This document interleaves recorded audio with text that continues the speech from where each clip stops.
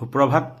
আৰু আমি আজি আহিলোঁ গাঁৱত, আৰু গাঁৱৰ মানুহ ক'বলৈ আমাৰ দাদাই লাগে। অনুৰুদ্ৰ দাই মাতিলে সিহঁতৰ ঘৰত কাঞ্চি পিয়াঞ্চিক, আৰু কাঞ্চি পিয়াঞ্চিৰ কাৰণে মগু বুট তিয়াই থৈছিলে ৰাতি, আৰু ৰাতিপুৱা লৈ আহিলোঁ। আৰু এতিয়া সিহঁতক ধুনীয়াকৈ নিমখ মিহলাই যতীনে খুৱাই আছে। মই খোৱালোঁ বাৰু আগত, আৰু পিয়াঞ্চি অলপ অলপ খাবলৈ শিকিছে, আৰু কাঞ্চিয়ে লাহে লাহে খাই আছে। আৰু চাওকচোন গাঁৱলীয়া এটা পৰিৱেশ, গাঁৱৰ শ মানুহ ওলাই আহি চাই আছে আমাৰ পিয়াঞ্চি আৰু কাঞ্চিক। খুব মৰম কৰে, খুব মাতি থাকে। আৰু পিয়াঞ্চি আৰু আপোনালোকৰ মৰম চেনেহ আশীৰ্বাদ ভাল পোৱাত সি লাহে লাহে ডাঙৰ দীঘল হৈ আছে, আৰু তাক এনেকৈ ডাঙৰ দীঘল কৰিম খুৱাই বুৱাই ধুনীয়াকৈ ৰাখি।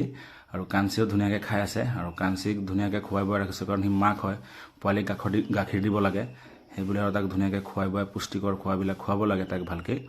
আৰু গাঁৱৰ মানুহৰ মৰমত আমাৰো ভাল লাগে, আৰু খুব ভাল লাগে। গাঁৱক ভাল পাওঁ, কাৰণ গাঁৱত খোৱা বোৱাৰ অভাৱ নাই, হাতীক খুৱাই বুৱাই ধুনীয়াকৈ ৰাখিব পাৰোঁ। আৰু এনেকৈ তাক ডাঙৰ দীঘল কৰিম আপোনালোকৰ মৰম ভাল পোৱাত। আৰু পিয়াঞ্চিক মৰম কৰিব দেই।